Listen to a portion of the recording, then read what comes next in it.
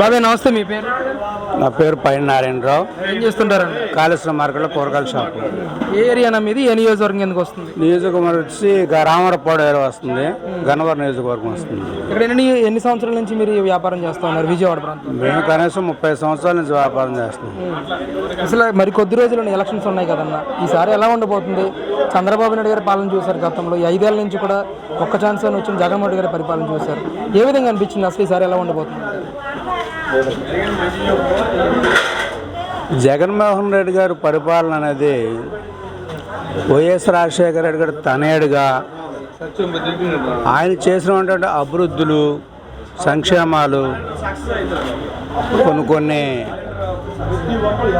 108 కానీ, ఆరోగ్యశ్రీలు కానీ, మామూలుగా స్కాలర్షిప్లు కానీ, ఆయన వచ్చినప్పుడు ఒక రకమైన అనుభూతి పొందారు జనాలు. రాజశేఖర రెడ్డి గారు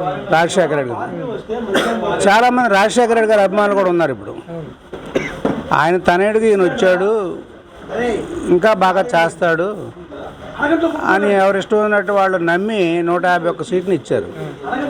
151 సీట్ ఇచ్చినప్పుడు ఏకపక్షంగా మీకు వచ్చినప్పుడు రాష్ట్రాన్ని అభివృద్ధి పథం నడిపించడానికి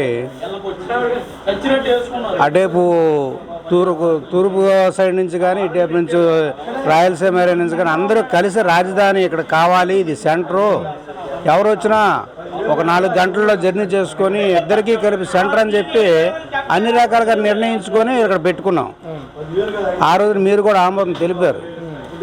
ఇప్పుడు మధ్యలో వచ్చేసి అటు ఇటు కాకుండా 3 రాజధానులని 4 రాజధానులు అని చెప్పి సెల్లా చెదురు చేసేసి రావటమే, అభివృద్ధి లేకుండా ఇసుక మీద కొన్ని ఇబ్బందికరమైన పనులు పెట్టి మద్యాన్ని బంద్ చేస్తామని చెప్పి మద్యానికి వచ్చేసరికి అదేదో కౌంటర్ తగ్గిద్దాం అని చెప్పి రేటు పెంచుకొని 100 రూపాయల మంది కూడా 300 మంది పరిస్థితి వచ్చింది.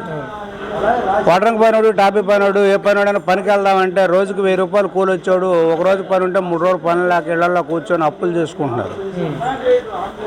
చిరు వ్యాపారస్తులు కొంతమంది భర్త లేనోడో లేకపోతే జరగనోలో ముసలం మొత్తకోళ్ళు ఇళ్ళకాడే చిన్న కొట్లు పెట్టుకొని వాళ్ళ జీవనోపాధిని సాగించుకున్నప్పుడు వాళ్ళకి ఏం జరుగుతుందంటే పెద్ద కార్పొరేషన్ వాళ్ళు వచ్చి చిల్లర కొట్లను నాశనం చేస్తారు.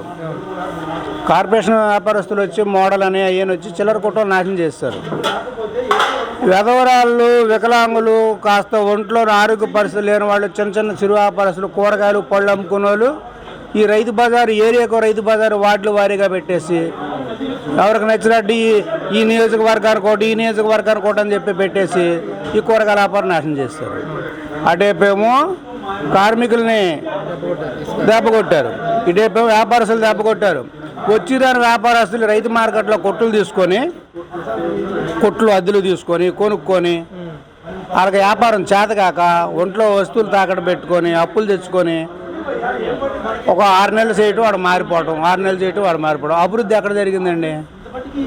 ఏ వ్యాపారస్తులు డబ్బులు సంపాదించడం ఉండడం చెప్పండి, అప్పులు పాలైపోతున్నారు.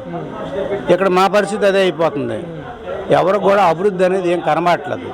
ఆ అమ్మఒడి ఇస్తున్నాము, మా అమ్మలు వికలాంగులకు ఇస్తున్నాము, ఇవన్నీ కాదు కావాల్సింది. నీకు ఇంట్లో నలుగురికి పని ఉంటే ఆ వచ్చిన డబ్బులు నేను 10,000 ఇస్తే వాడికి అవసరం లేదు. అభివృద్ధి పని లేకపోయినాడు 10,000 ఇస్తాను 3 రోజుల్లో ఖర్చు పెట్టుకుని తినేస్తున్నాడు కదా. ఇవన్నీ కరెక్ట్ కాదు కదా. అభివృద్ధి అనేది ఎంప్లాయీలకి ఉద్యోగాలు రావట్లేదు, మనకేమి రకమైన కంపెనీలు రావట్లేదు. అభివృద్ధి లేని కాడికి అప్పుల్లో ఉన్నవాడికి ఇప్పుడు మన ఇంట్లో 1000 రూపాయలు సంపాదిస్తే 2,000 ఖర్చు పెడితే నువ్వు ఎన్ని రోజులు ఖర్చు పెడతావు? ఆస్తులు తాకట్టు పెట్టేసుకొని, రాష్ట్రాన్ని తాకట్టు పెట్టేసుకొని అభివృద్ధి అనేది 100 రూపాయలు నేను ఇంటికి సంపాదించి తీసుకెళ్తే ఒక 90 రూపాయలు ఖర్చు 10 రూపాయలు దాచుకున్నాను. నేనేమో ఇక్కడ 100 రూపాయలు తీసుకెళ్తే ఇంట్లో 1000 రూపాయలు ఖర్చు అయితే ఎక్కడ నుంచి తీసి పెడతాం? సరే ఏంటి బాబు, ఇక్కడ 30 ఏళ్ల నుంచి విజయవాడ ప్రాంతంలో మీరు ఇలా వ్యాపారం చేస్తానంటా ఉన్నారు. అంటే విజయవాడ ప్రాంతం మీద మీకు కొంచెం పట్టుండే ఉంటుంది. మరి ప్రధానంగా పశ్చిమ కూటమిలో సుజనా చౌదరి గారు పోటీ చేస్తున్నారు అంటే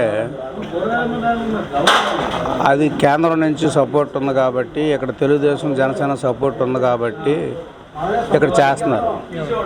కానీ అభివృద్ధి కూడా ఒక రకంగా చేసే అవకాశం ఉంటుంది వాళ్ళకి, కేంద్రం నుంచి సపోర్ట్ ఉంది కాబట్టి.